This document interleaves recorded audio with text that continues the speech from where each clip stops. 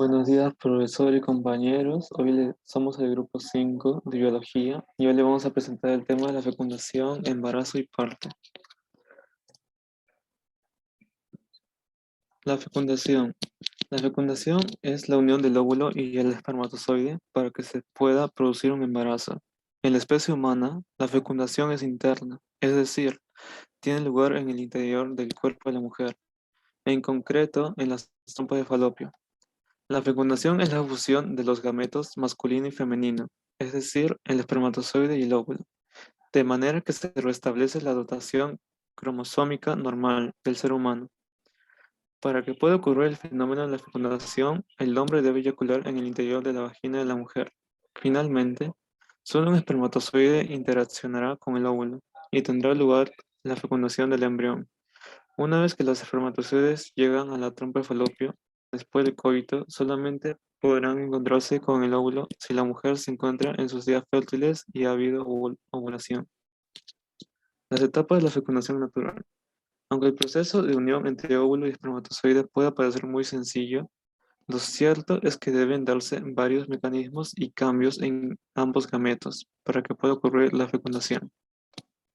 La penetración de la corona radiada. El proceso de la fecundación se inicia con la penetración de los espermatozoides a través de la capa de células que rodea el óvulo, la corona radiada. Los espermatozoides consiguen atravesar esta capa gracias a la liberación de la enzima hialuronidasa y el movimiento de su flagelo. Una vez atraviesan esta capa, los espermatozoides se encuentran con una segunda barrera, la zona pelúcida, la capa externa que rodea al óvulo. Penetración de la zona pelúcida. Se necesita más de un espermatozoide para lograr degradar la zona pelúcida, aunque finalmente solo uno de ellos podrá entrar en el óvulo. Para poder atravesar esta segunda barrera, la cabeza del espermatozoide establece contacto con el receptor ZP3 de la zona pelúcida del óvulo. Esto desencadena la reacción acrosómica que consiste en la liberación de enzimas hidrolíticas denominadas espermiolicinas. Dichas enzimas disuelven la zona pelúcida para permitir el paso del espermatozoide. Asimismo, la reacción acrosómica provoca una serie de cambios en el espermatozoide que permiten su capacitación final para poder penetrar en el interior del óvulo fundiendo sus membranas. La fusión de las membranas. Cuando el espermatozoide entra en contacto con la membrana plasmática del óvulo, se desencadenan tres procesos distintos en el gameto femenino: la formación del cono de fecundación, la despolarización instantánea de su membrana y la liberación de gránulos corticales al espacio perivitelino. Función de núcleos y formación del cigoto. Con la entrada del espermatozoide al óvulo, este se activa para terminar la meiosis. Este es un proceso que permite la reducción del número de cromosomas. Así se libera el segundo corpúsculo polar y los cromosomas se colocan formando una estructura denominada pronúcleo femenino. Pero, ¿qué ocurre después de la fecundación? Después de la fecundación, esta constituye en una célula denominada cigoto, que empieza a descender por la trompa de falopio hacia el útero. Durante este trayecto, el cigoto se divide para dar lugar al embrión de dos células. El término cigoto solamente se utiliza para definir el primer estadio embrionario de una célula, de una única célula. A medida que avanza por la trompa, el embrión seguirá dividiéndose para permitir la formación de blastocito, estructura con muchas células que empieza a diferenciarse y que tiene la capacidad para implantarse en el útero y dar lugar al embarazo.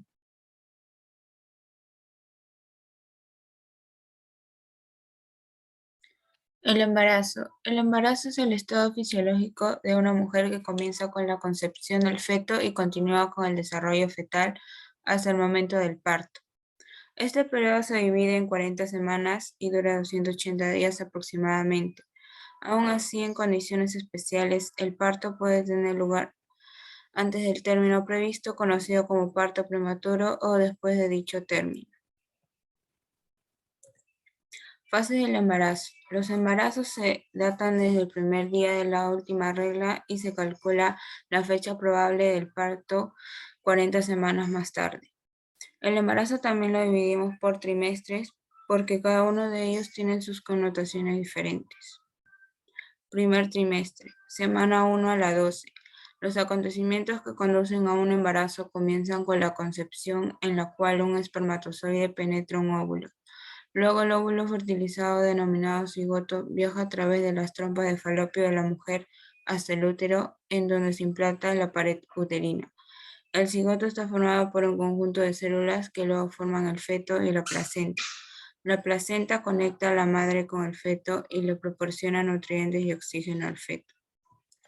Segundo trimestre, semana 13 a la 28. Entre las semanas 18 y 20, el típico momento en el cual se realiza un ultrasonido para detectar efectos de nacimiento, a menudo se puede saber el sexo del bebé. A las 20 semanas, la mujer puede empezar a sentir que el feto se mueve. A las 24 semanas se forman las huellas de los dedos de las manos y de los pies y el feto se duerme y se despierta regularmente. Según investigaciones de la Red de Investigación Neonatal, la tasa de supervivencia para los bebés nacidos a las 28 semanas era el 92%, aunque los bebés nacidos en ese tiempo probablemente experimenten complicaciones de salud serias, incluidos problemas respiratorios y neurológicos. Tercer trimestre, semana 29 a la 40. A las 32 semanas los huesos son blandos, aunque ya están casi completamente formados y el feto puede abrir y cerrar los ojos. Los bebés nacidos antes de las 37 semanas se consideran prematuros. Estos niños tienen mayores riesgos de tener problemas como retraso en el desarrollo, problemas de visión y auditivos y parálisis cerebral. Los bebés nacidos en la semana 42 o después se consideran posttérmino. El parto. El parto es el proceso de nacimiento durante el cual se expulsa al feto, la placenta y membranas fetales del sistema reproductor de la madre. Podemos tener dos tipos de parto, el parto natural y el parto por cesárea. El parto natural se da por vía vaginal, con contracciones uterinas, y el parto por cesárea implica un acto quirúrgico.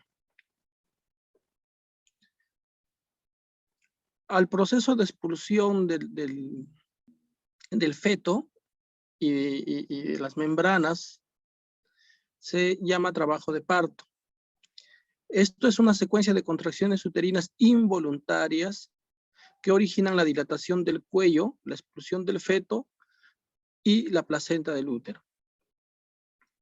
Tiene 3 etapas. La primera etapa se llama etapa de dilatación, es la fase más larga, puede durar de 7 a 12 horas, 7 horas en caso de multípadas, o sea, madres que ya tienen más de un niño, y en las primípadas, 12 horas aproximadamente.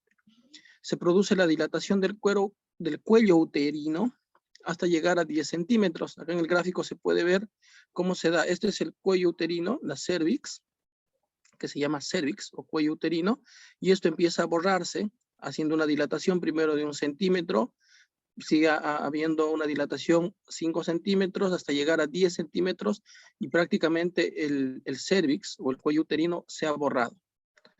También en esta etapa se inician las contracciones uterinas que son estimuladas por la oxitocina. Etapa 2, etapa de expulsión. Esta etapa implica la expulsión del feto del vientre materno. Puede durar de unos 20 a 50 minutos. Esto se inicia cuando concluye la dilatación del cervix o del cuello uterino y termina cuando el bebé está completamente fuera de la vagina. Etapa 3, acá hay un error. Etapa 3 es la etapa placentaria o de alumbramiento. En esta etapa se produce la expulsión de la placenta y las membranas accesorias. La placenta y las membranas accesorias, como el cordón umbilical, son estructuras que han servido para nutrir al feto. Ellos no salen junto con el feto, salen después de que el feto ya ha salido. Una vez que el feto ha salido, se hace el corte del cordón umbilical y pasado unos 5 a 10 minutos empiezan a haber nuevamente contracciones intrauterinas que van a estimular la expulsión de estas estructuras. En esta etapa, la mujer puede sentir escalofríos o sentirse temblorosa y obviamente bastante debilitada por el trabajo mismo del parto, y concluye justamente con la expulsión de todas las membranas accesorias.